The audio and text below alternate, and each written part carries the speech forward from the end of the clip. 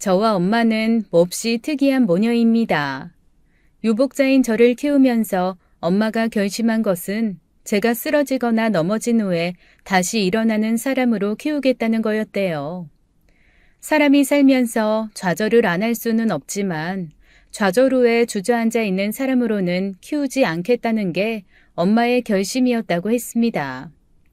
그래서인지 저의 엄마, 여느 엄마처럼 저한테 한 번도 이랬죠요, 저랬죠요 하고 혀 짧은 소리로 어르거나 달랜 적도 없고 존댓말을 하면서 귀하게 여겨주신 적도 없습니다. 대신 힘들면 힘들다, 괴로우면 괴롭다 다 얘기하고 하다못해 집에 있는 빚이며 생활비 규모, 그리고 엄마가 감당해야 하는 것들과 제가 책임져야 하는 것을 숨김없이 말해주시곤 했어요. 초등학교 들어가면서부터는 뭐랄까 엄마와 저는 모녀가 아닌 동지의 개념으로 살았습니다. 저희 엄마 몹시 억척스럽고 강인한 사람이거든요. 학교 안에서 브루스타에 가래떡 구업하는 것으로 일을 시작해서 제가 대학 갈 무렵에는 꽤 괜찮은 동네에 목 좋은 가게 하나를 계약하고 고급 떡집을 하기 시작하셨습니다. 대학교 2학년 때쯤에는 엄마가 개발한 떡 중 하나가 말 그대로 대박을 쳐서 평생 만져보지도 못한 돈이 들어오기 시작했고요. 하지만 엄마는 여전히 10년이 넘은 작업복에 몸빼바지, 구멍난 신발을 고수하며 묵묵히 떡만 만들었고 저 역시 학교 등록금을 제외한 모든 용돈과 생활비는 아르바이트로 충당해가며 살던 대로 살았습니다. 나 죽고 나서는 남은 거 네가 어떻게 쓰던 상관없어. 하지만 나 살아있는 동안에는 내 방식대로 살 거고 너도 나 의지할 생각하지 마. 뭘 새삼스럽게 그래? 나도 돈 쓰는 거 낯설어. 희한하게 엄마 돈으로 뭔가 펑펑 쓰고 나면 동티 나서 급살 맞은 것 같단 말이지. 내가 아주 버릇을 잘 들였어. 그거 평생 잘 명심하고 살아. 부모라도 어쨌거나 나 아니면 남이야. 남의 돈 함부로 쓰기 시작하면 그때부터 인생 똥밭 되는 거야. 명심해. 엄마, 나 그런 의미에서 질문 하나 있는데 혹시 나 결혼할 때도 한 푼도 안 보태주고 그럴 거야? 만약에 시댁 쪽에서 예단 예물 이런 거 요구하면 어쩔 건데? 요즘 대세가 반반이라며. 그쪽에서 천하면 나도 천할 거고 그쪽에서 억하면 나도 억할 거야. 아들 키우는 데는 돈이 10배로 들고 딸은 공으로 키워? 야, 새끼 키우는데 들이는 공은 개나 사람이나 소나 인간이나 다 거기서 거기야. 1대1, 그러니까 애저녁에 기대하지 마. 그리고 그쪽에서 이상한 거 요구하는데도 결혼하겠다고 하면 그건 네 팔자 네가 볶겠다고 선택해서 기름지고 불로 뛰어드는 거니까 그것까진 내가 말리진 않어. 대신 나한테 와서 징징거리지 마. 그건 불공평한 거야. 오케이. 내 팔자는 내가 뒤집어 엎는 걸로. 오케이. 이 얘기를 나눈 것이 대학교 2학년 때였는데 이때는 몰랐죠. 그해 여름에 제가 정말로 제 팔자를 뒤집어 엎을 일을 저지를 줄은 말입니다. 사달의 시작은 농활, 동촌 봉사활동이었어요. 용감하고 씩씩하게 여름에는 그저 땀 흘리며 봉사해야지 하는 마음으로 떠난 시골 중에서도 깡시골. 거기에서 전 중학교까지만 졸업하고 부모도와 충실히 농사일을 하는 한 남자를 만났습니다. 저랑 5살 차이 나는 그는 위로 3살 터울의 형이 있었고 두 형제가 부모님과 함께 1000평 정도 되는 땅에서 농사를 짓더라고요. 나중에서야 그 땅도 동네 사람에게 빌린 땅이라는 것을 알았지만 여튼 그때는 그 1000평의 땅을 애지중지하며 농사짓는 사람이라고만 알았습니다. 비록 영어도 모르고 수학은 더더욱 모르고 고등학교, 대학교 때 배워야 할 다양한 지식과 상식은 없어도 공기 냄새 맡고 비가 언제 올 것 같은지를 알고 새가 나는 높이를 보고 다음날 날씨를 맞췄죠. 별의 흐름과 바람의 강도로 계절의 흐름을 말해주는 그가 강하고 씩씩하기만 한 제 마음의 한 구석을 말랑말랑하게 만드는 데는 그다지 많은 시간이 걸리지 않았습니다. 한 달이 채 되지 않아 저는 그 사람에게 빠져들었고 그는 도시에서 내려온 왈가닥인 저를 신기해하면서도 설레어하며 조심스레 대해주더라고요. 그렇게 저희는 공식적으로도 비공식적으로도 모두가 뜨악해하는 미녀와 야수 커플이 되었습니다. 농활에 함께 참여했던 선후배, 동기들은 저한테 미쳤다고 했어요. 제가 잠시 눈이 돌아 앞뒤 안 가리고 달려드는 거라며 다시 학교 생활로 돌아가면 정신 차릴 거라고요. 그리고 그 역시 제가 돌아갈 날이 다가오면 다가올수록 처연하고 침울하게 제게 말하곤 했습니다. 잠시 꿈을 꿨네. 너랑 여기 어울리지 않지. 흙과 똥 가득한 곳에서 네가 어찌 살겠어. 잘 가. 와씨, 진짜 못됐네. 아니 매달려서 잡아도 모자랄 판에 가라고? 그냥 이렇게 보낸다고? 오빠, 네가 그러고도 남자냐? 잡으면 남을 거야? 그렇게 물어보지 말고 일단 그럼 잡아나 보든가. 그럼 잡을래. 잡혀줘. 어쩌겠어요. 제가 정신 나간 년이죠. 그때는 그게 멋있는 건 줄 알았습니다. 시원시원하게 내 사랑 찾아 과감한 결정을 내리고 돌진하는 게 진정한 사랑의 모습이고 내가 할 수 있는 멋짐의 표상이라고 생각한 거죠. 솔직히 말하면 제가 한 그 결정 결혼 이틀 만에 후회했습니다. 하지만 후회한다고 어디 말할 곳도 없었고 말을 해서도 안 되었어요. 자존심이 너무 상했거든요. 결국 저는 대학교 3학년을 채 마치지 못하고 학교를 그만두었습니다. 그리고 전격 결혼을 단행했죠. 제 주변에 모두가 말리고 미쳤다고 하고 친구들 중에서는 자기가 친엄마라도 된 것처럼 울며 불며 등짝을 때리는 애도 있었습니다. 제가 다니던 과가 졸업만 하면 거의 공기업에 100% 취업이 되는 분야라서 다들 인생 망치고 있다며 혀를 끌끌 찼어요. 오히려 저희 엄마만 가만히 계셨습니다. 지금에서야 그때 엄마 마음이 얼마나 지옥이었을까 가늠이 되지만 그때는 역시 우리 엄마 쿨하다라고 아무렇지 않게 생각했어요. 제가 학교도 그만두고 시골 중에 상시골, 버스도 하루에 3번밖에 안 다니는 그 시골로 시집을 가겠다고 했을 때 엄마는 저한테 딱 하나만 물어보셨습니다.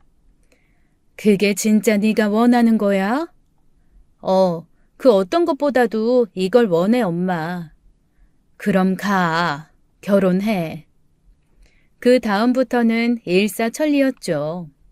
성질 급한 제가 미루고 뭉개며 느리게 할 리가 없으니까요.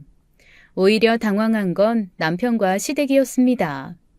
당장 제가 시집을 가면 잘방도 마땅치 않은 마당이라 대체 쟤를 어떡하나 하시더라고요. 시댁이 정말 많이 가난했거든요. 15평도 안 되는 단층 슬레이트 집, 안에는 작은 방 2개와 부엌이 있고 그나마 화장실은 밖에 붙어있는 푸세식이었어요. 1년에 2번 화장실 오물을 퍼내서 처리하고 방 하나는 부모님이, 방 하나는 2 형제가 같이 쓰는 그런 집이었죠. 그러니 제가 어디서 살겠어요. 당황한 시부모님이 급하게 여기저기에서 돈을 구해서 살고 있는 집 옆에 방 하나 수세식 화장실 하나가 있는 원룸 같은 조립식 집을 하나 급하게 지어주셨습니다. 그것도 결혼 후에 제가 얼마나 이런저런 잔소리를 많이 들었는 줄 몰라요. 시집 오면서 적어도 시댁에 보탬되는 돈은 좀 들고 올 줄 알았다는 둥, 도시 깍쟁이라 정말 아무것도 안 가져왔다는 둥, 처음에는 어이가 좀 없더라고요. 알고 보니 동네 사람들이 시부모님께 바람을 좀 넣었던 모양입니다. 이 집 아들이 그래도 인물이 훤칠하니 도시 여자가 홀딱 반해 시집 온다 하는 것 같은데 농활까지 오고 대학 다니고 하는 딸, 그 부모가 어디 고생할까봐 그냥 보내겠냐? 시골집 얼마나 한다고 예단처럼 집 하나는 그래도 번듯하게 지을 돈 들고 오지 않겠냐? 자기 딸 고생하는 거 싫어서라도 아마 집 하나 정도는 지어줄 거다. 이렇게 말이죠. 하지만 그분들이 저희 엄마를 모르셨던 거죠. 처음에 상견례를 할 때 시부모님이 우리는 정말 해줄 게 없다. 방 하나, 화장실 하나 있는 조립식 주택 지은 500만 원도 여기저기에서 빌렸다라고 하시니 저희 엄마 담담하게 그러시더라고요. 저도 그럼 애한테 500 해주겠습니다. 그걸로 알아서 살림 사서 넣으면 되겠네요. 그때 당황하던 시부모님 얼굴이라니. 시어머니가 대놓고 예단 예물 얘기를 꺼내자 저희 엄마 단호하게 그러시더라고요. 딸 키우는 공도 똑같이 들었습니다. 사돈댁에서 하시는 것만큼 저도 할게요. 예단이랑 예물 받고 싶으신 것 목록 정해서 주시면 저도 거기에 준하는 만큼 저희 쪽에서 받고 싶은 거 적어서 전달 드릴게요. 그러자 당황한 시어머니가 말문이 막혔고 옆에서 안절부절 못하던 남편이 그러더라고요. 엄마는 무슨, 요즘 세상에 그러면 안 된대요. 안 주고 안 받고 반반 결혼하는 게 대세인데. 아니, 그러면 식장도 반반 하실 겁니까? 시어머니가 황당하다는 목소리로 묻자 저희 엄마 아주 담담하게 대답하시더라고요. 그럼요. 호텔에서 하시건 논밭에서 하시건 그 비용의 절반은 저희 몫이고 나머지 절반은 사돈댁 몫이죠. 그 대화 이후로 시어머니는 한마디도 하지 않고 잔뜩 골이 난 채 나오는 음식만 묵묵히 드시더라고요. 결국 저는 무료로 빌려주는 동네 마을 회관에서 결혼을 했고 제 드레스는 흰색 원피스로 제가 사입고 남편의 양복은 검은 양복으로 본인이 사입고서 결혼을 했습니다. 저희 엄마 나름 떡집하면서 인맥이 좋으셨는데 시골까지 큰 버스로 하객들 모셔서 참석한 분들에게 직접 한 떡과 교통비 봉투 다 들려 보내셨고요. 축의금도 받지 않으셨어요. 반면에 시댁에서는 얄짤없이 축의금도 받고 답례품도 없어서 시댁 쪽 손님들이 저희 쪽 손님 보면서 조금 부러워하기도 하고 그러셨습니다. 시어머니가 나중에 어이없다는 듯 혀를 끌끌 차며 혼자 독하게 애 키운 티가 난다고 하시는데 그 말은 좀 화가 나더라고요. 하지만 제가 이 결혼을 결정한 것처럼 시어머니도 자기 입으로 할 말 하고 싶은 거 하는 거려니 하고 넘겼습니다. 그렇게 23 저는 신혼생활을 시작했고 제 결정이 정말 어리석고 바보 같았다는 것을 깨닫는 데는 3달이 채 걸리지 않았습니다. 농할 때 와서 본 별은 예쁘고 로맨틱했는데 어느새 별만 보면 지긋지긋하더라고요. 별 뜨면 일하러 나가야 하거든요. 일단 해가 뜨고 중천에 올라가면 도저히 더워서 일을 할 수가 없습니다. 새벽별 보며 일어나 부지런히 일을 하고 해 뜨면 들어와 집안일하는 게 일상이 되면서 저는 점점 지쳐갔어요. 하지만 엄마에게 힘든 티를 낼 순 없었죠. 정말 너무 미안해서 차마 말도 못하겠더라고요. 일도 일이고 불편한 시골 생활도 생활이지만 저를 가장 힘들게 한 건 무식함이 하늘을 찌르는 시부모님과 아는 거 없으면서 거칠고 질투심 많은 시아주버님이었습니다. 저희 결혼식 날도 구석에서 술에 거나하게 취해서 있는 대로 주정을 하다가 지인들 손에 끌려나가셨거든요. 이후로도 수시로 술에 취한 채 저희 신혼집 문을 두들기며 고래고래 소리를 질렀습니다. 좋냐? 응? 형보다 먼저 살림 차리고 마누라 끼고 자니까 좋냐고. 야, 나와봐. 나와서 말 좀 하자고. 그때마다 남편은 저한테 미안해했고 시부모님은 혼자 늙어가는 아들이 안타까워 오히려 저한테 형 이해하라고 얼마나 외롭고 속상하면 저러겠냐고 시아주버님 편만 들었습니다. 가끔 술과 함께 폭력적으로 변하는 시아주버님이 무섭고 너무 가난하니 마음의 여유가 전혀 없는 시댁이 버거워지기 시작했어요. 제가 명랑함을 잃어가니 남편도 점점 짜증을 내거나 저를 무시하기 시작하더라고요. 아니, 장모님 진짜 너무하시는 거 아니야? 그 떡집 잘 안 돼? 아니, 어떻게 떡집 하는 분이 우리 부모님 생신이나 명절 때 떡 한 번을 안 보내냐? 우리 엄마가 그걸 왜 보내? 그럼 오빠는 혼자 사는 우리 엄마한테 쌀 한 좀 보내기를 했어? 아니면 시기별로 농사 지은 것들 갈무리해서 보내기를 했어? 아니, 왜 자꾸 나한테 뭘 바래? 그냥 우리 둘이 잘 살면 되는 거 아니야? 점점 투닥거릴 일이 많아지고 마음이 차가워지면서 각방을 쓰는 일도 많아졌습니다.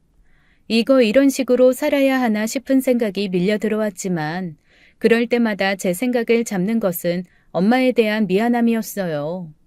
제가 결혼하고 엄마는 정말 무서울 정도로 저한테 연락을 안 하시더라고요. 마치 연락하면 큰일이라도 나는 사람인 것처럼 제가 한 번씩 전화를 하면 건강한지 잘 살고 있는지만 묻고 더 이상은 가타부타 말이 없었습니다. 가게 잘 되냐고 물어도 늘 똑같다고만 하고 건강은 어떠냐고 물어도 그저 그렇지 뭐 늙으면 다 비슷하다고만 할 뿐 상세한 얘기는 하지도 않았어요. 저도 제 삶이 고돼서 더 묻지도 않았습니다.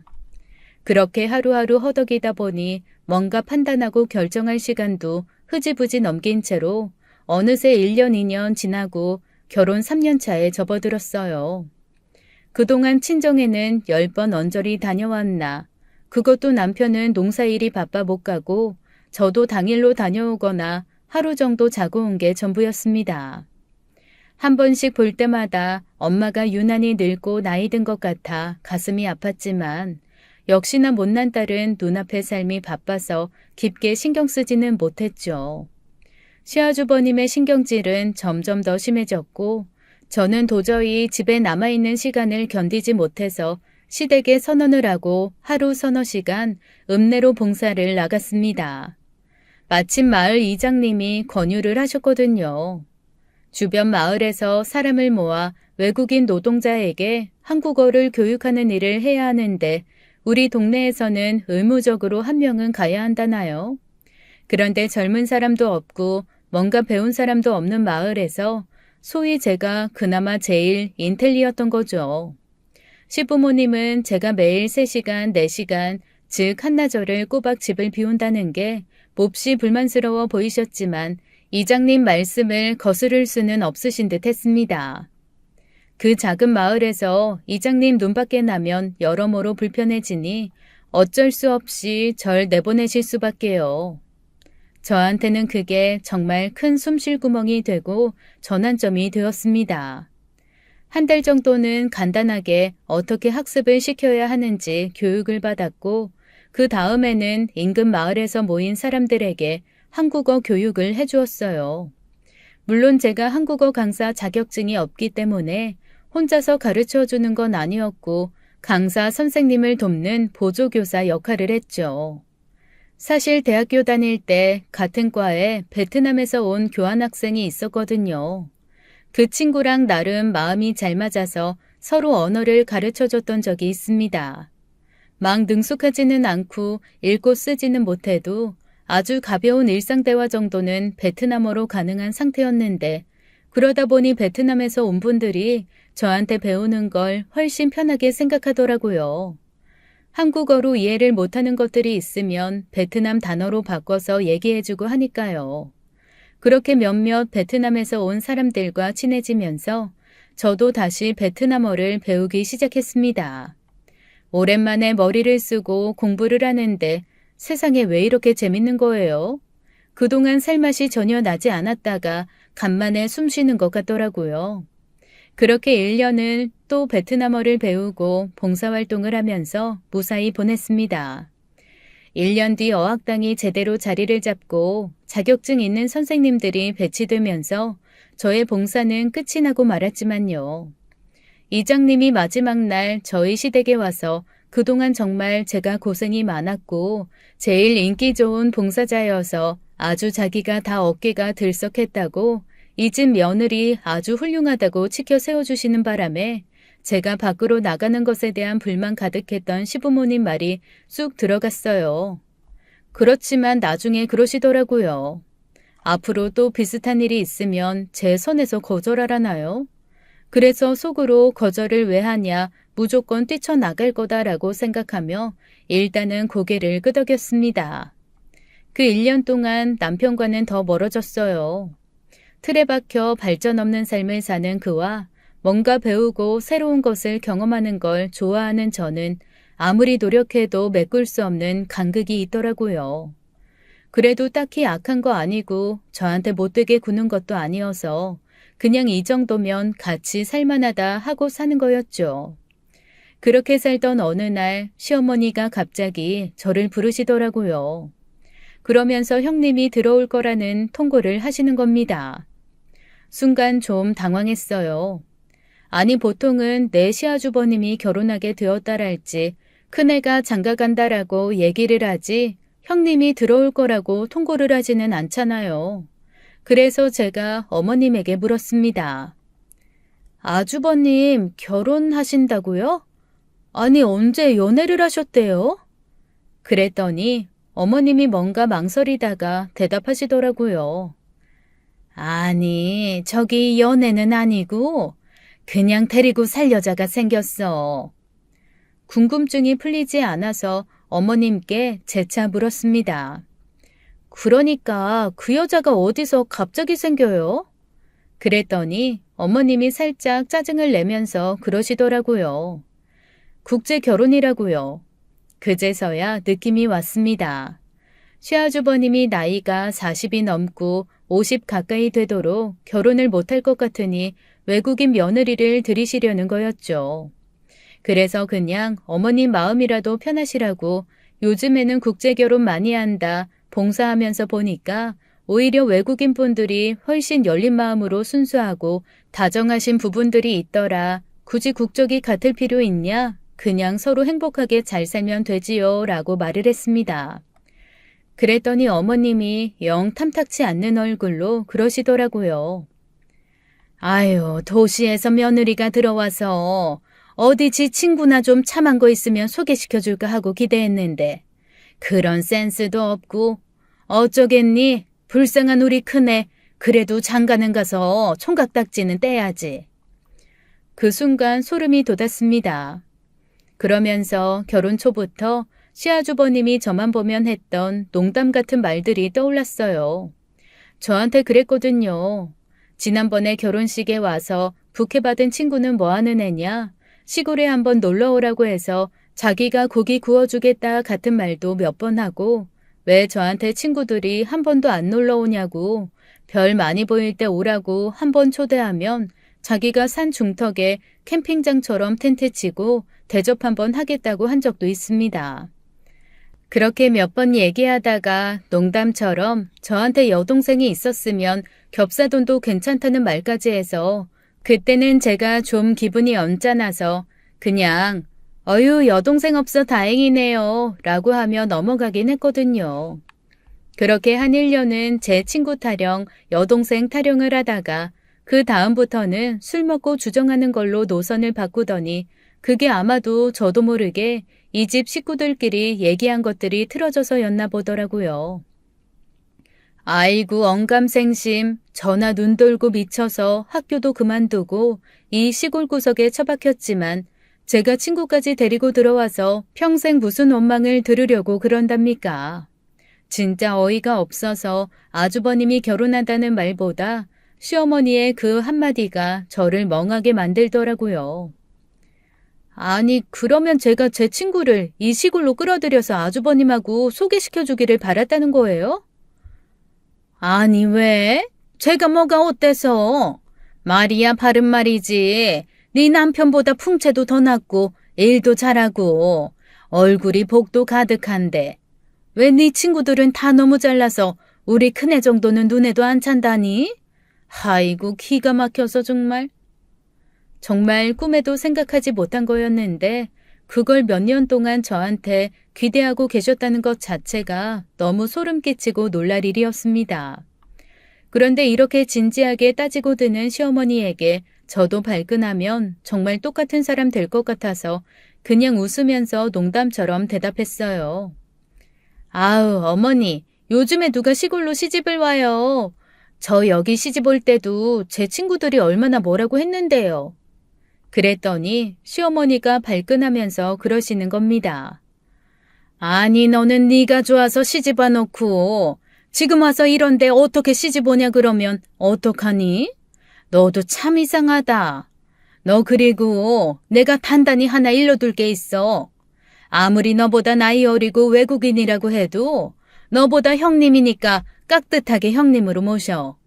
그리고 집안일은 네가 다 알아서 가르쳐라. 나는 말도 안 통하고 힘드니까. 아주 읍내 나가서 선생이라고 잘난 척 신나게 하고 온 것 같은데 어디 한번 얼마나 잘하나 좀 보자. 이라고 말씀하시더라고요. 그래서 요즘에 어느 정도 한국어 다 배우고 오고 만에 하나 제가 형님이라고 대우 안 할 것 같냐며 어머님도 참 별 걱정을 다 하세요 하고 그냥 넘어가 버렸습니다. 그렇게 며칠 뒤 변변한 결혼식도 없이 시아주버님은 아주 어린 여자를 하나 집에 데리고 들어왔어요. 딱 봐도 낯선 두려움이 눈에 가득 차 있는 여자였죠. 저보다 글쎄 6살이나 어리더라고요. 한국말도 제대로 못하고 게다가 3번 만났다는데 시아주버님과 무슨 정이 있겠어요. 그저 눈에는 슬픔과 두려움이 가득했습니다. 시아주버님은 영어 한마디도 못하시거든요. 그런데 알아듣던 말던 한국어로 소리 버럭버럭 질러가며 얘기를 하니 얼마나 당황스럽고 힘들겠어요. 그래서 제가 처음 만났을 때부터 영어로 한두 마디 대화를 시도했습니다. 베트남에서 온 분이었고 영어를 조금 하실 줄 알더라고요. 그래서 제가 영어를 잘하는 것처럼 보이니 베트남어로 대화를 하면 완전히 저를 통역처럼 쓸 것 같아서 일부러 저도 아주 간단한 영어만 툭툭 던지며 소통을 시작했습니다. 그나마도 제가 한두 마디 하는 영어로만 대답을 하니 시댁에서는 먼 일만 있으면 저를 불러다가 통역을 시키더라고요. 절대 문장으로 말하지 않고 그냥 단어로만 한두 마디 해주면서 더 이상 저한테 이것저것 일이 쏟아지지 않게 막느라고 몸이 힘들었죠. 시어머니는 말도 안 통하겠다. 그 다음에 외국인 며느리겠다. 아예 마음 자체를 큰 며느리로 잡으신 게 아니라 그냥 외국인 노동자 하나 품삯 안 드는 사람으로 들였다라고 생각하시는 것 같았어요. 형님이 익숙하지도 않은 한국에서 익숙하지도 않은 음식을 먹으며 그렇게 밤낮 없이 일하는 게 몹시 안쓰럽고 어머님이 야속했습니다. 그래서 한두 번 어머님이 안 계실 때 제가 형님한테 슬그머니 얘기한 적은 있어요. 베트남어로요. 저 사실 베트남어 조금 할 줄 안다.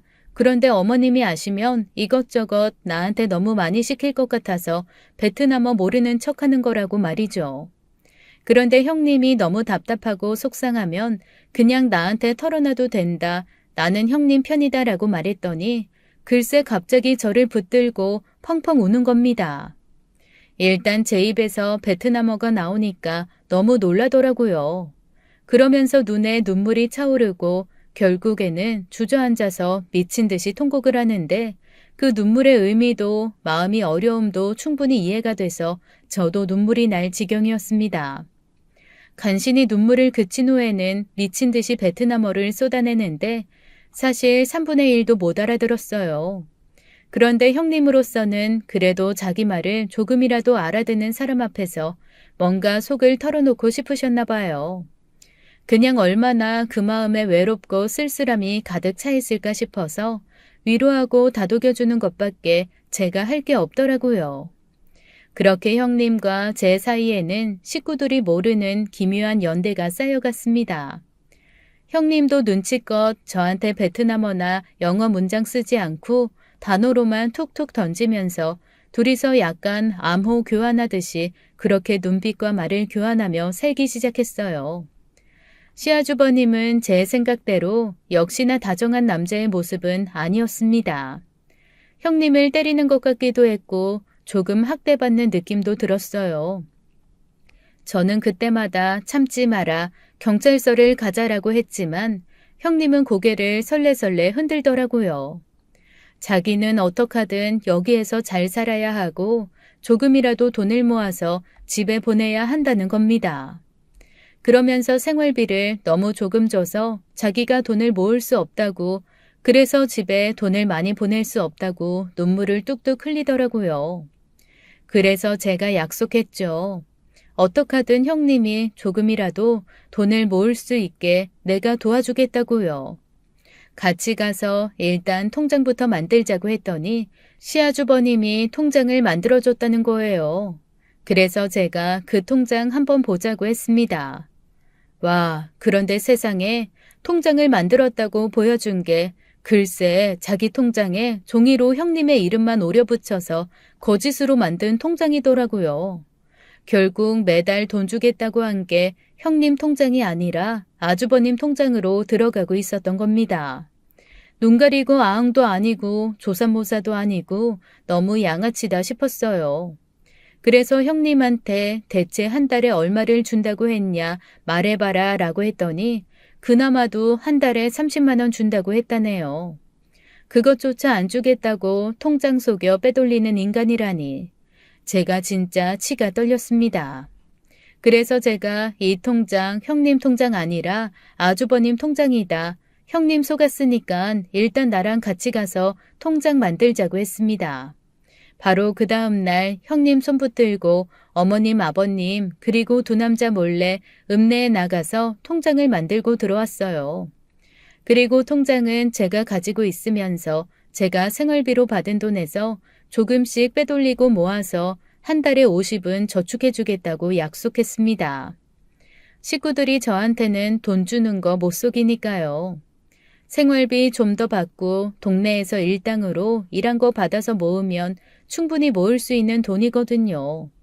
그렇게 조금씩 둘이 모은 돈은 한 달에 한 번 형님 통장으로 이체해서 형님 앞으로 제가 돈을 쌓아주기 시작했습니다. 제가 이렇게 통장 만들어주고 돈 관리를 해주기 시작하니 형님은 저를 정말 전적으로 의지하고 고마워하기 시작했어요. 그나마 정부 칠 곳 없는 집에서 저는 형님이라도 생기니 그래도 좀 숨이 쉴 것 같더라고요. 마늘을 까도 형님이랑 앉아서 까면서 어머님 아버님이나 두 남자가 없을 때는 베트남어와 영어를 섞어서 끊임없이 수다도 떨고 만약에 어머님 아버님 두 남자가 있을 때는 서로 눈빛 주고받으면서 킥킥거리기만 해도 조금 숨통이 트이는 것 같았습니다. 그렇게 형님이 시집 온 지 1년 정도 지났을 때였어요. 어느 날 제게 청천벽력 같은 소식이 들려왔습니다. 엄마가 쓰러지셨다는 거예요. 제가 친정 간다 그러면 그렇게 싫어하시던 시부모님도 엄마가 쓰러지셨다는 얘기를 듣더니 마지못해 저한테 친정을 다녀오라고 하시더라고요. 그래서 결혼하고 처음으로 1박 2일도 아니고 당일치기도 아닌 긴 여정을 가지고 친정에 가게 되었습니다. 형님이 버스 정류장까지 나와서 제 손을 붙들고 이렇게 물어보는 거예요. 동서, 꼭 올 거지? 다시 올 거지? 아마 제가 도망가서 안 올까봐 걱정이 되셨던 모양이에요. 그래서 제가 엄마만 조금 괜찮아지고 나면 얼른 다시 오겠다, 걱정하지 마셔라, 형님도 건강하게 잘 있어라 라고 안심을 시키고 엄마에게 왔습니다. 근 1년 만에 만난 엄마는 못 알아볼 정도로 마르고 힘든 모습이었어요. 제가 대체 이게 어떻게 된 일이냐, 엄마 이렇게 될 때까지 왜 나한테 연락을 안 했냐라고 했더니 엄마가 피식 웃으면서 그러시더라고요. 말하면 네가 뭐 해줄 수 있을 거야? 나 췌장암이야. 너무나 놀라서 다리에 힘이 풀렸습니다. 엄마, 췌장암이면 거의 마지막에 발견된다는 그 암 아니야? 엄마 대체 언제 한 거야? 아니 왜 발견하자마자 말 안 했어? 그랬더니 엄마가 안 지는 몇 개월 되었는데 이미 병원에서도 너무 늦게 발견했다고 해서 그동안 저한테 말도 없이 엄마한테 있던 가게며 재산 이런 것들을 모두 정리하시기 시작했던 모양이더라고요. 그러면서 저한테 엄마가 그러셨습니다. 고맙지 뭐. 준비 없이 훅 가버리면 남아있는 사람이 얼마나 당황스러워. 그래도 내가 다 고민하고 준비하고 너 줄 거 주고 나눌 거 나누고 할 시간이 있어서 너무 다행이었지. 하던 중에 죽을까 봐 그거 하나 걱정이었는데 며칠 전에 마지막 가게까지 싹 정리돼서 난 이제 언제 가도 미련이 없어. 단 하나, 네가 걸려 이거사. 내 재산 적지 않은 거 알지? 그런데 내가 볼 때 너희 시댁 식구들 가진 거 없는 아귀들이거든. 분수도 모르고 어디까지 먹어야 배가 터지는지 아닌지도 모르는 그냥 아귀들. 그 도둑놈 같은 시댁 식구들 사이에서 네가 내 재산 제대로 지키기나 하겠냐? 그래서 내가 어떻게 해야 하나 고민하다가 그냥 죄다 일시금 사망보험금으로 넣어놨다. 나 죽고 나면 지금 내가 살고 있는 집은 팔아서 그냥 상속세 내고 장례 치러. 내가 이미 다 빼먹어서 팔아봐야 얼마 안 돼. 담보대출 받은 거 갚고 그러면. 여튼 자잘하게 내야 할 거 집 한 돈으로 다 내고 사망보험금이나 잘 챙겨서 너 주머니나 두둑하게 만들어. 네 남편 네 시댁 똥구멍에 처박지 말고. 내가 평생 너한테 그 어떤 것도 참견하지 않고 뭐 요구하지 않는다는 거 알지? 그런데 이번만큼은 내가 내 목숨값이니까 너한테 참견 좀 하고 말 좀 해야겠다. 내 목숨값으로 받은 돈 네 시댁 뒷구멍에 쑤셔 넣으면 나 죽어서도 눈 못 감는다. 이거는 철저하게 네 돈으로 써라. 알았지? 엄마 유언 이게 다야. 똑똑해서 남들이랑 다른 길 가느라 애쓰고 애쓴 거 티 안 내려고 더 애쓰는데 잘 생각해서 이제 네 인생 살아봐. 그 얘기를 듣고 병원에서 얼마나 제가 펑펑 울었는지 모릅니다. 그동안 제가 말은 안 했지만 엄마는 제가 어떻게 살고 있는지 알았고 그게 몹시도 속상하셨던 거죠. 하지만 한 번도 저한테 뭐라 하지 않고 그저 제가 했던 판단을 믿고 기다려 주셨다는 게 너무 미안하기도 하고 죄송하기도 하고 원망스럽기도 하고 야속하기도 하면서 제 스스로가 너무 밉더라고요. 그리고 엄마는 그렇게 저한테 얘기한 걸 마지막으로 마치 할 일을 다 했다는 듯 이틀 만에 자는 듯 돌아가시고 말았습니다. 엄마 건강이 안 좋다는 얘기를 듣고 올라갔던 제가 이틀 만에 엄마가 돌아가셨다는 소식을 전하니 남편도 시댁도 모두 깜짝 놀란 모양이더라고요. 그래도 부랴부랴 다들 올라와서 장례에 참석을 했는데 엄마 장례 때 작은 해프닝이 있었습니다. 제가 한 번도 시댁에 저희 엄마 떡가게가 얼마나 큰지, 얼마나 잘 되고 있는지, 대체 엄마가 어느 규모를 하고 계시는지 말한 적이 없거든요. 그런데 엄마가 돌아가시고 장례를 치른다고 하니 그동안 엄마랑 거래했던 회사, 그 다음에 엄마의 떡이 입점했던 백화점과 각종 슈퍼에서 화환들이 날아오고 거기 대표님들이 와서 다들 떡가게 정리하실 때부터 너무 안타까웠다며 이런 떡이 없었는데라고 아쉬워하시는 겁니다. 게다가 단골 고객님들, 사모님들도 오셔서 다들 사장님 떡으로 정말 우리가 너무 맛있게 잘 먹었는데 어떻게 이렇게 금방 가실 수 있냐며 안타까워 하셨어요. 부조금도 막 100만 원씩 주고 가시고 이러니까 시댁 어른들이 갑자기 어안이 벙벙한 모습이더라고요. 오죽하면 장례가 채 끝나지도 않고 이틀째 된 날 조문객이 1000명이 넘고 1500명에 육박하니 남편이 저한테 몹시 배신감 느낀 얼굴로 슬그머니 물어봤습니다. 장모님이 떡집을 많이 크게 하셨었어? 저는 그 말에 숨어있는 뜻을 알겠더라고요. 그런데 괜히 부하가 나서 남편한테 푹 쏘아붙이고 말았습니다. 크게 하셨지. 여튼 한강 이남에서 제일 유명한 떡집이라고 했으니까. 지점도 꽤 있었고 프랜차이즈도 만들었고 프랜차이즈 가맹비만 몇 천만 원씩 받고 그랬어. 엄마가 운영하는 본점은 2달 전에 예약 안 하면 떡 사기도 힘들었고 그래. 그랬더니 남편이 어이없다는 듯이 헛웃음을 짓더라고요. 그러면서 저한테 그러는 겁니다. 그럼 장모님 유산도 많이 남기셨겠네. 와, 그 말 듣는데 이거 사람인가 싶더라고요. 그래서 이렇게 얘기했어요. 아니, 다 사회에 환원하고 돌아가셨는데 나한테 남기신 거 하나도 없어. 그랬더니 글쎄 그 장례식장에서 저한테 버럭버럭 화를 내는 겁니다. 이거는 사기다. 나는 이런 줄 알았으면 내가 그 시골에서 농사를 지었겠냐. 올라와서 내가 떡집 물려받아서 했지라면서 어떻게 자기한테 말 한 번도 안 하고 감쪽같이 숨길 수가 있냐고 펄펄 뛰더라고요. 자기는 정말 인정할 수 없고 너무너무 야속하다나요? 어이가 없더라고요. 그래서 제가 너무 황당해서 아니 우리 엄마 사업이고 나랑은 상관도 없고 나는 떡집을 한 번도 물려받을 생각을 한 적이 없는데 왜 당신이 난리냐라고 했더니 저보고 무섭고 의문스러운 여자라면서 정말 어이없다라고 오히려 자기가 너무 실망했다는 겁니다. 그거는 시부모님도 마찬가지였어요. 아니 이렇게 번듯하게 사업하는 양반이 어쩜 그렇게 딸한테 한 푼도 안 들려보내고 시집을 보냈냐며 이거는 사람이 아주 괴팍하다고 계속 꾸덜꾸덜 하시더라고요. 하지만 제가 너무나 싸늘하게 아무 표정 없이 굴고 있자니 시부모님이 더 이상 얘기했다가는 어떤 국물도 없겠다 싶으셨는지 일단은 입을 다무셨습니다.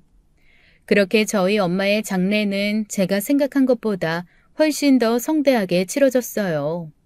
그리고 부조금으로 들어온 몇천만 원, 저희 시댁에서 계속 혀를 날름날름하며 탐을 냈지만 저는 오히려 더 보란듯이 과감하게 평소 엄마가 신경 많이 쓰셨던 고아원과 양로원에 다 기부를 해버리고 말았습니다.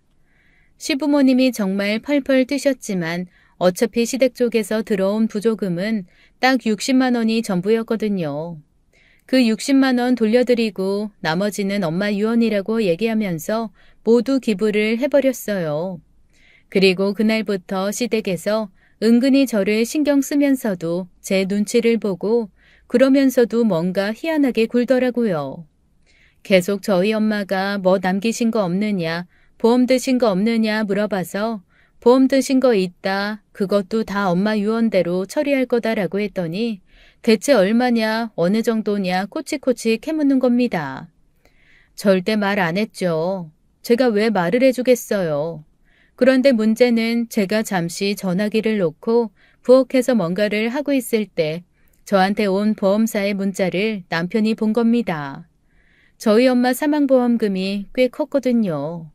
몇 억 단위가 됐었는데 그게 제 통장에 입금될 거라는 문자를 본 겁니다.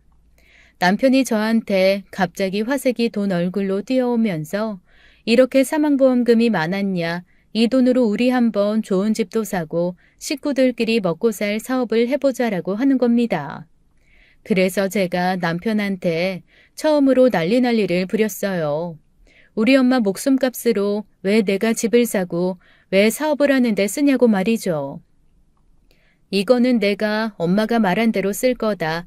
엄마가 좋은 일에 써달라고 했으니 엄마의 유지를 받을 거다라고 했습니다. 그랬더니 남편이 펄펄 뛰더라고요. 아니 살아있는 사람이 중요하지 죽은 사람이 무슨 소용이냐. 이거는 당신이 잘못 생각한 거다. 이 돈이면 우리 식구들이 모두 편안하게 여생을 살 수 있는데 왜 굳이 같이 고생하는 길을 택하냐라고 하는 겁니다. 그래서 내가 정신 차려라. 이걸로 내가 이 집 식구들 먹여 살릴 이유 없다. 그런 얘기 할 거면 나한테 다시는 아무 말도 하지 말고 이대로 갈라서자라고 했더니 그때서야 꼬리를 내리더라고요. 그리고 그날부터 정말 희한하게 식구들이 아무도 저한테 엄마의 사망보험금이며 유산 이런 얘기를 하지 않았습니다. 그래서 저는 이 식구들이 대체 왜 이러지 이상한데 라고 생각을 하면서도 엄마가 남기고 간 것들을 정리하느라고 정신없이 분주하게 이리저리 뛰어다니기만 했어요. 그 와중에 형님은 계속 제 눈치만 보면서 어떻게 위로를 해야 되나 하는 것 같더라고요. 그래서 조금 정신 차렸을 무렵 제가 형님한테 그랬습니다. 형님, 제가 그동안 너무 바쁘고 정신없어서 힘드셨죠? 제가 조금만 더 정리하면 형님 우리 같이 어디 놀러 가요. 그랬더니 형님이 주변을 둘러보더니 갑자기 저한테 그러는 겁니다. 동서, 이 집에서 주는 밥 먹지 마. 너무나 정확한 한국어였어요. 제가 깜짝 놀라서 형님을 바라봤더니 그때부터는 빠른 베트남어로 얘기를 하시더라고요. 정확하게는 알아듣지 못했지만 어쨌건 정리해보면 저한테 이 얘기를 해주고 싶어서 한국어를 이것만 연습했다고 했습니다. 그리고 이 집에서 주는 밥은 앞으로 절대 먹지 말고 먹는 척만 하고 자기가 따로 마련해 줄 테니까 그걸 먹으라는 겁니다. 제가 왜냐고 물었죠. 그랬더니 말은 해줄 수 없는데 어쨌건 먹지 말라는 말만 계속 하더라고요. 뭔가 이상했어요. 그로부터 이틀 뒤 처음으로 식구들과 함께 밥 먹을 일이 생겼습니다.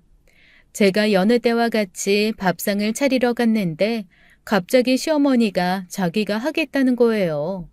그러면서 저한테 손대지 말고 그냥 저쪽 가서 있으라는데 뭔가 이상했습니다. 옆에 있는 형님이 자꾸만 저한테 눈짓을 흘끔흘끔 하더라고요.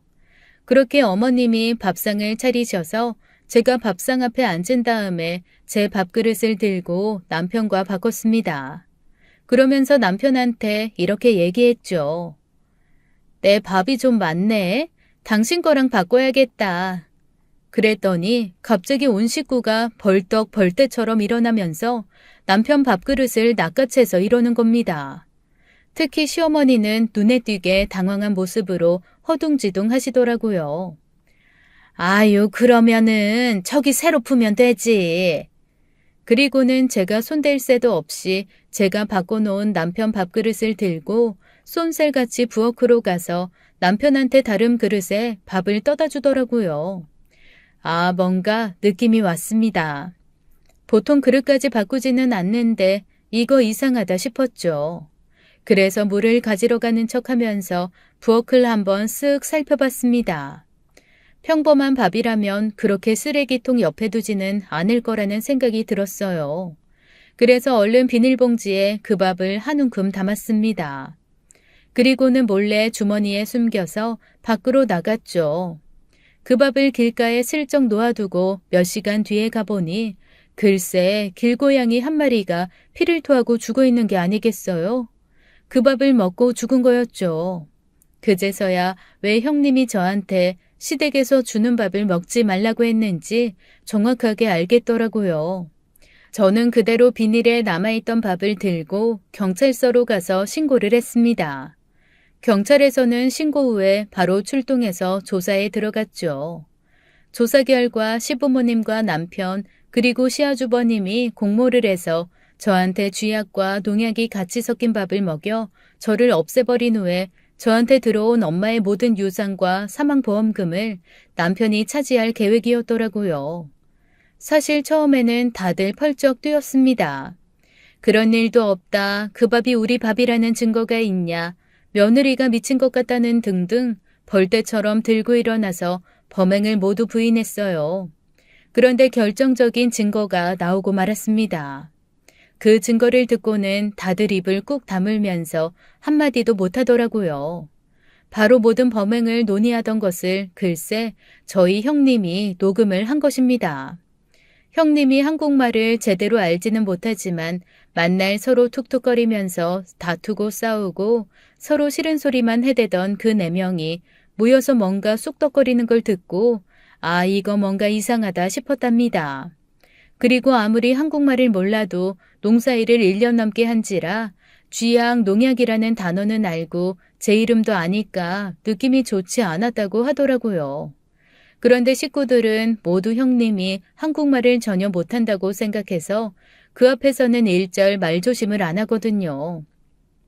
오죽하면 바보, 멍청이, 노예 이런 단어도 가감없이 써서 제가 몇 번 그런 단어는 느낌으로도 무슨 말인지 안다, 조심해야 한다고 얘기한 적이 있을 정도입니다.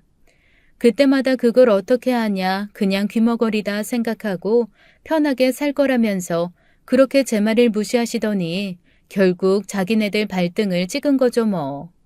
눈치 빠른 형님은 자기가 한국말을 모른다고 식구들이 생각하는 걸 이용해서 슬그머니 과일 갖다 주는 척 그 자리에 끼어든 겁니다. 그리고는 핸드폰을 녹음으로 켜놓은 뒤에 장롱 밑에 넣어두었더라고요. 무슨 말인지 못 알아들었지만 어쨌거나 뭔가 나쁜 일을 꾸미는 것 같았다나요? 경찰에서는 서로 상세하게 저를 해하고 돈을 가로채기 위한 작전을 논의한 그 녹음 파일을 듣고 녹음을 한 것 자체는 불법 녹음이지만 이걸로 충분히 추궁할 증거는 삼을 수 있다며 녹음 파일을 가져갔습니다. 어이없는 건 형님이 녹음한 파일을 듣고 남편과 시아주버님이 어리석게도 서로 얘가 먼저 그렇게 하자고 했다. 형이 먼저 아이디어를 냈다라고 하면서 자백을 했다네요. 그 와중에 둘이 서로 깎아내리고 모함하느라 알게 모르게 지었던 죄까지 다 까발리고 형님과 혼인신고도 미뤄 불법 체류자 만든 것까지 밝혀져서 오히려 가중처벌이 되는 어이없는 상황이 생겼습니다. 저를 없앤 후에는 글쎄 형님까지 없애고 제 재산으로 바닷가 가서 펜션 차릴 계획이었더라고요. 더 웃긴 건 아버님은 제 남편 편을 들어서 죄다 큰아들이 잘못한 거라고 진술하고 어머님은 큰아들은 아무 잘못이 없다. 처음부터 끝까지 시아버지가 꾸민 일이다 라고 진술을 해서 결국 경찰에서는 모두가 동일하게 공모하고 꾸민 것으로 결론을 냈습니다. 평소 각자 자기가 사랑하는 자식을 싸고 도는 바람에 제대로 입도 못 맞추고 잡혀들어가 서로를 오히려 수렁에 빠뜨리게 된 거였죠. 그 자백으로 인해 남편과 아주버님, 시부모님까지 네 식구는 모두 재판을 받게 되고 가명 여지없는 살인미수로 감옥에 가게 되었습니다. 당연히 저랑 형님은 선처 없고 합의도 없었고 살인미수에 걸려 있었기에 이혼도 수월했어요. 형님은 원래 불법 체류자 신분이라 바로 추방이 되어야 했지만 일단 본인이 일부러 불법 체류를 한 게 아니고 시아주버님한테 속은 거라는 게 녹음 파일이며 자백으로 증명되어서 여러 기관과 공무원들의 도움을 받아 체류할 수 있게끔 조치가 취해졌습니다. 저는 돌아가신 엄마가 정말 형님을 저한테 보내주신 게 아닐까라는 생각을 했죠. 그렇게 저는 시골 생활에서 미련 없이 벗어나 형님과 함께 새 삶을 찾기로 했습니다. 저희 형님도 그렇고 저도 그렇고 은근히 요리에 재능이 있더라고요. 그래서 멀찍이 떨어진 도시 좋은 목세 자리에서 음식점을 시작했습니다. 한식과 베트남 음식이 어우러진 퓨전 식당을 하고 있는데 젊은 사람들한테 엄청 인기가 많아서 식사 시간이면 줄 서는 식당이 되었습니다. 형님과 저 친자매 못지않게 다정하게 지내고 있어요.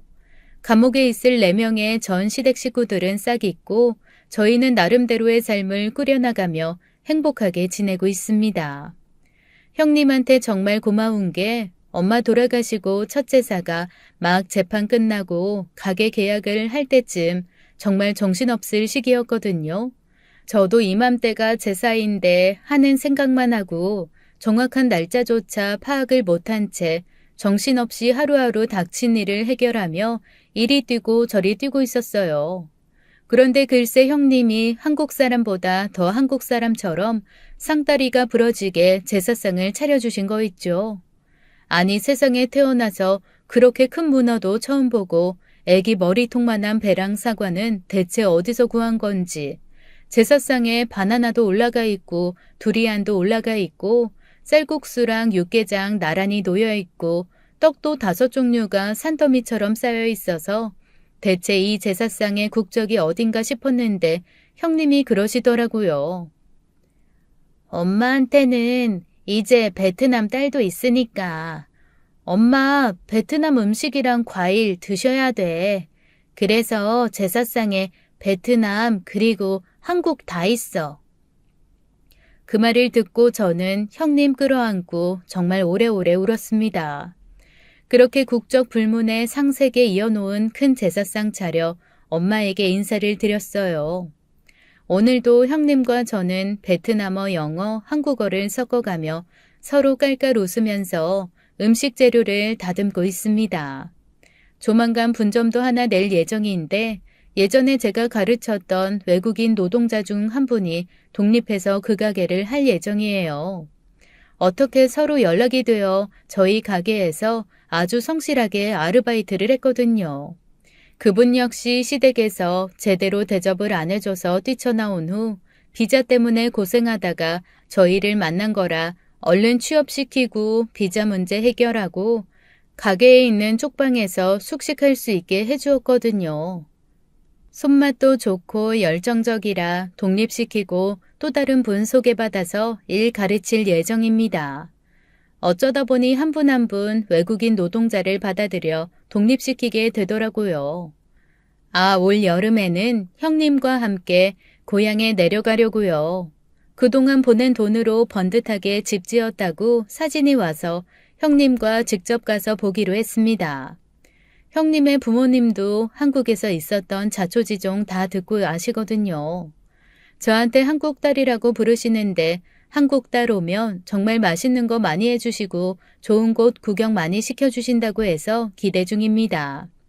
그래서 형님 고향에서 필요하다고 했던 가전제품 좋은 걸로 잔뜩 사가지고 우리 형님 금이환영 시켜드리려고요. 사실 형님한테 말 안 하고 거기 있는 식구들 선물을 조금씩 사서 모으는 중입니다. 어머니에게는 금목걸이 하나 채워드리고 아버지에겐 금팔찌 하나 채워드리려고요. 동생들이랑 이모, 고모, 삼촌들에게도 좋아하실 만한 것들을 몰래 준비 중이에요. 나름 저의 서프라이즈라고나 할까요? 그런데 이런 것들을 준비하면서 한편으로는 신나고 좋은데 또 한편으로는 가슴이 시리더라고요. 모든 것이 평안해지니 사실 엄마 생각이 더 납니다. 엄마 살아계셨으면 베트남 같이 놀러가고 평생 외국 한번 못 가보셨는데 얼마나 좋아하셨을까 싶더라고요. 하지만 아마 지금 제가 사는 거 엄마가 하늘에서 보고 그 어느 때보다 좋아하실 거예요. 엄마가 원하는 대로 딱 제 인생 제가 챙기면서 잘 살고 있으니까요. 얼마 전에 경찰에서 연락이 왔는데 그 내 식구가 글쎄 억울한 부분이 있다면서 항소를 했다네요. 그런데 워낙 증거가 뚜렷하고 평소 농담처럼 저만 없으면 큰 재산 생긴다고 동네 사람들한테 말했던 것들도 다 증거가 돼서 항소에 성공할 가능성은 별로 없어 보입니다. 그 말을 듣고 형님이 딱 한마디 하시더라고요. 바라기구만. 대체 어디서 그런 한국말은 배운 건지 정말 형님 아니면 웃을 일이 없습니다. 앞으로도 저 형님이랑 함께 의지하며 잘 살아보려고요. 6살 어리지만 한 번 형님은 영원한 형님. 끝까지 형님이라고 부르면서 열심히 모셔보렵니다. 형님도 제가 있어서 행복하시겠죠? 부디 그랬으면 좋겠네요.